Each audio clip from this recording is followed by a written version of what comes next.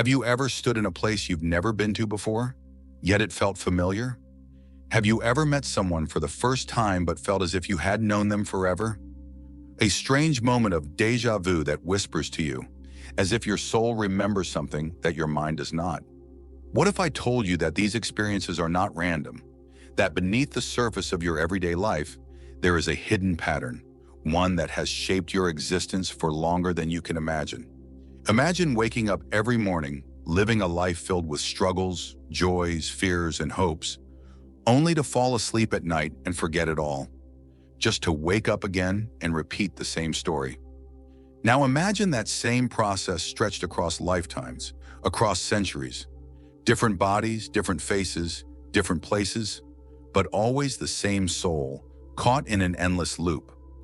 This is samsara, the cycle of birth, death, and rebirth. A cosmic law that governs all living beings, from the smallest insect to the grandest emperor. It is an unending wheel that turns over and over, trapping souls in an eternal journey they do not remember. But is samsara a path toward enlightenment or an invisible prison? And more importantly, can you escape it? Stay with me until the end of this video, because what you're about to hear may change the way you see your life forever. For thousands of years, the great spiritual traditions of Hinduism, Buddhism, and Jainism have spoken of samsara, a wheel that turns endlessly, fueled by karma. It is a law as real as gravity, yet far less understood. Most people believe that life moves in a straight line, from birth to death, and then perhaps to an afterlife. But what if that is not the case? What if instead of a line, life is a circle? Think about it. How often do we repeat the same patterns in life? How often do we fall into the same kind of relationships, make the same mistakes, chase the same desires, and suffer the same heartbreaks?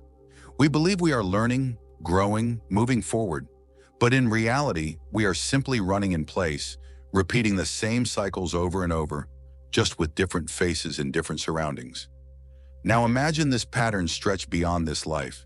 Imagine it happening again and again across lifetimes. If you do not learn the lesson in this life, you will be given another chance in the next. If you remain attached to wealth, love, power, or even your own identity, you will return, bound by the very desires that keep you from moving forward. This is the silent curse of samsara.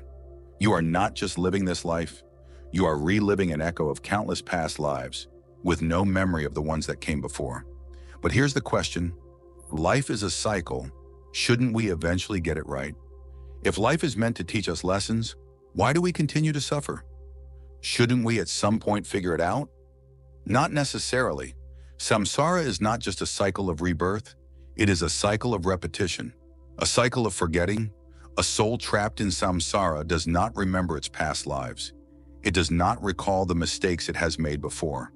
It does not recognize the lessons it was meant to learn. Instead, it wakes up in a new body, with a new name, a new family, a new life. Yet it carries the same attachments, the same desires, and the same unfinished karma from before. A king who abused his power may be reborn as a servant, struggling under the rule of another. A warrior who lived by the sword may return as a victim of violence. A lover who clung too tightly to their beloved may be reborn into loneliness, forced to learn the pain of attachment. And within this cycle, there is one universal truth: suffering. In Buddhist teachings, suffering, or dukkha, arises from attachment and desire. The desire for wealth leads to greed. The desire for love leads to heartbreak. The desire for control leads to fear. And so the cycle continues. This is why the Buddha describes samsara as a burning house, a place where beings wander endlessly, unaware that they are trapped. They chase pleasures, flee from pain, and cling to things that will eventually slip through their fingers. The greatest tragedy? They do not know they are trapped. In every life, they chase these illusions, thinking this time will be different. They believe that the next achievement, the next relationship, the next success will bring them happiness. They run in pursuit of dreams, only to find that the happiness they seek is always just out of reach, like a mirage in the desert. But samsara doesn't care about your hopes or dreams. It only follows the law of cause and effect. If you plant a seed of deception, you will harvest betrayal. If you act in anger, you will be met with conflict. The cycle continues over and over again. But if samsara is a prison, does that mean there is no escape? Not quite. There is a way out, but it requires something most people never do. To escape samsara, you must first recognize it. This is the hardest step, because the illusion of life is powerful. Everything around you, your dreams, your fears, even your sense of self, feels real. But like a dream, it is fleeting.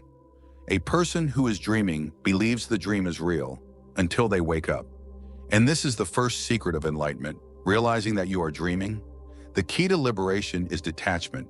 Not detachment in the sense of rejecting life, but in the sense of seeing it clearly. A person who is awake in a dream knows they are dreaming. They do not cling to the illusion, nor do they fear its end. They simply observe. The same is true for life. The Buddha taught that suffering arises from attachment. We suffer because we want things to last forever. We suffer because we refuse to accept change. We suffer because we believe we are separate from the universe when, in reality, we are part of its flow. When you recognize this, something changes. You stop chasing things that do not last. You stop fearing loss. You begin to see life as it truly is, not as a prison, but as an opportunity to awaken. This is why the great sages and enlightened beings of the past have always spoken of awareness. Because awareness is the first step to freedom. Once you become aware of the cycle, it loses its power over you. Once you see the patterns, you have the choice to break them. And once you realize that you are not your past mistakes, not your desires, not even your identity, you step outside of samsara's grip. If samsara is a prison, then enlightenment is the key. Different traditions offer different paths to liberation. In Hinduism, the goal is moksha, freedom from the cycle through self-realization and devotion. In Buddhism, the path to nirvana is through the Four Noble Truths and the Eightfold Path, a life of wisdom, ethical conduct, and meditation. In Jainism, liberation is achieved by strict asceticism, nonviolence, and detachment. But what do all these teachings have in common? Detachment, awareness, understanding. To escape samsara, one must see through the illusions of life, to let go of ego, attachments, and the false idea of a permanent self. The secret is not to fight samsara, but to wake up from it. Right now, you might be thinking, this sounds deep, but how does it affect me? Here's the truth. Whether or not you believe in reincarnation, the cycle of samsara exists within this very life. Think about it. Have you ever found yourself making the same mistakes in different relationships? Do you chase temporary happiness only to feel empty again? Do you fear losing what you love, even though loss is inevitable? That is the microcosm of samsara. That is your personal samsara. And the way out is to see it. You can break the cycle here and now. Here's how. Cultivate awareness. Start by observing your thoughts and patterns. See the cycle. Notice the patterns. Observe your mind. Before you can escape a prison, you must first realize that you are inside one. Embrace detachment. Stop clinging to illusions. Understand that nothing in this world, money, status, even relationships, truly defines you. Let go of the idea that anything in this world is permanent. Love without clinging. Work without obsession. Live without fearing loss. Embody right action. The past is gone. The future is uncertain. Liberation is not just about thinking differently. It is about living differently. Speak with kindness. Act with integrity. Train your mind to be present. Seek wisdom. The Buddha taught the Eightfold Path, a practical guide to ending suffering, and it begins with simple choices made every day. Liberation exists in the now. When you feel pain, stop and ask yourself, what am I clinging to?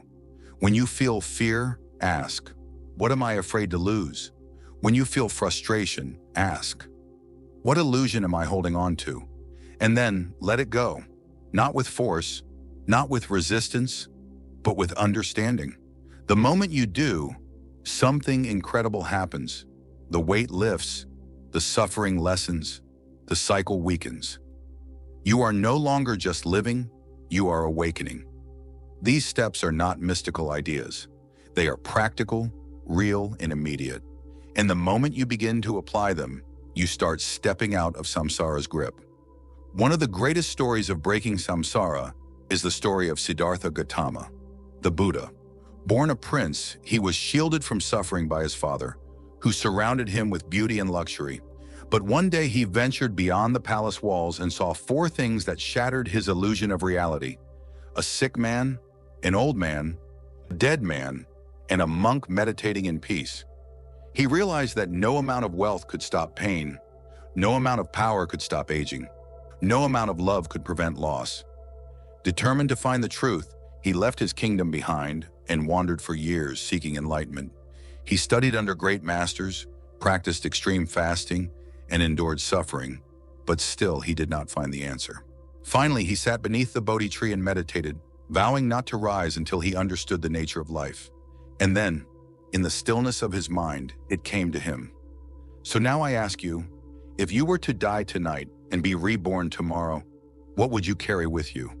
Would you continue the same patterns, trapped in an endless loop? Or would you choose to awaken, to step outside the cycle, and finally see the truth? Thank you for listening. If this message has awakened something inside you, if it made you question your reality even for a moment, then perhaps you have already taken your first step toward liberation. Stay aware, stay mindful, and remember, you are more than this cycle. You are something infinite.